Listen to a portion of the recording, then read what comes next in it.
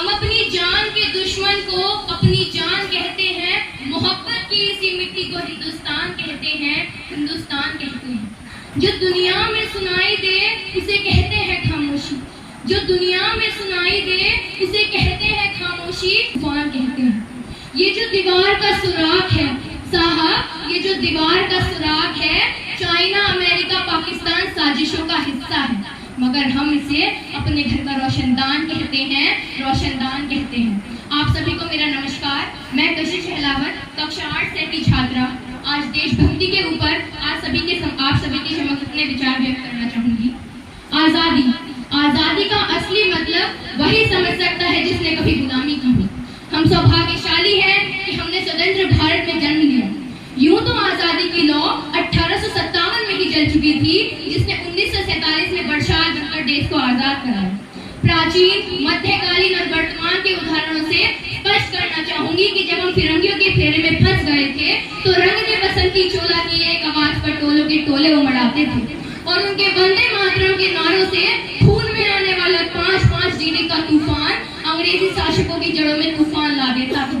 लोग मर जाते थे, मिट जाते थे, फांसी चढ़ जाते थे, तो वो भी अपनी देशभक्ति साबित कर रहे होते थे, क्योंकि ये उस दौर की देशभक्ति की कसौटी थी।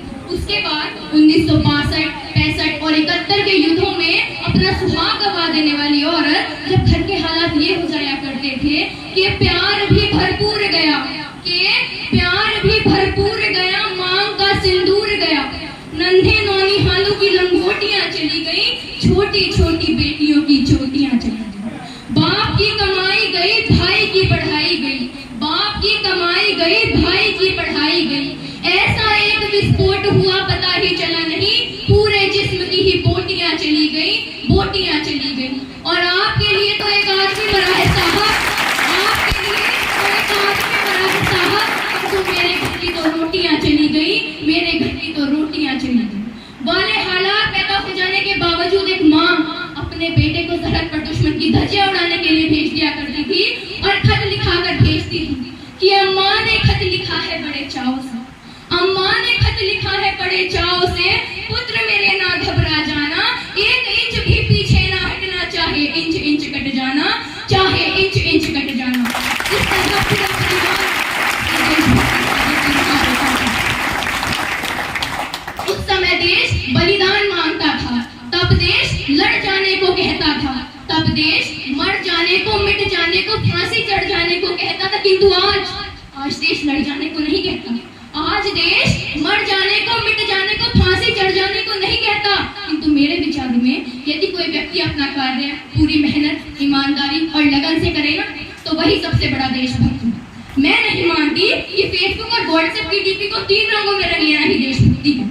यदि आप ये कहेंगे कि साल में 2 बार हाथ में तिरंगा ले लेना देशभक्ति है, तो मैं पूछना चाहूंगी कि फुटपाथ पर रहने वाला वो बच्चा जो ट्रैफिक की छांव में नंगे पांव तिरंगा बेच रहा होता है, तो क्या इसे आप इसकी देशभक्ति कहेंगे? ये उसकी देशभक्ति नहीं, उसके पेट की भूख की शक्ति है जो उसे ऐसा करने पर मजबूर कर देती है। क्योंकि न मस्जिद को जानते हैं, न शिवालों को जानते हैं, न मस्जिद को जानते हैं, न शिवालों को जानते हैं, जो पेट के भूखे होते हैं वो सिर्फ भोजन के निवालों को जानते हैं, और सिर्फ भोजन के निवालों को जानते हैं।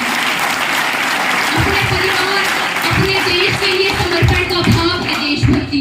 हर देशद्रोही के जीवन में आने वाला तूफान है देशभक्ति, ताकि हर देशद्रोही ये समझ सके कि अगर तू परिंदा है तो ये आसमान तेरा है, अगर तू दरिंदा है तो ये शमशान तेरा है, भाईचारे से रहना है तो रह जमीन पर, वरना ये कब्र भी तेरी है और यही कब्रिस्तान तेरा है, और यही कब्रिस्तान तेरा है।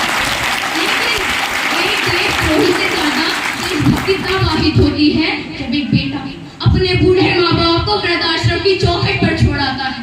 तरह उठती है वो देशभक्ति जब हम मुसीबत में फंसे लोगों की मदद करने से ज्यादा जरूरी सेल्फी लेकर अपने लाइफ को बढ़ाना समझते हैं।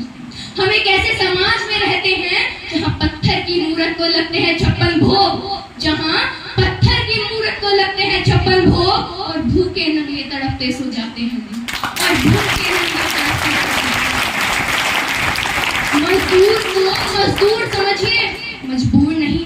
गरीब को काम दीजिए, दान नहीं, और अगर दान देने के इच्छुक हैं तो जीते जी रक्तदान दीजिए, और मरने के बाद अंग दान देकर किसी मरते हुए को जीवन दान दीजिए। बेटी, और यही सबसे बड़ा राष्ट्र प्रेम है। न सरकार मेरी है न रब मेरा है, न सरकार मेरी है न रब मेरा है,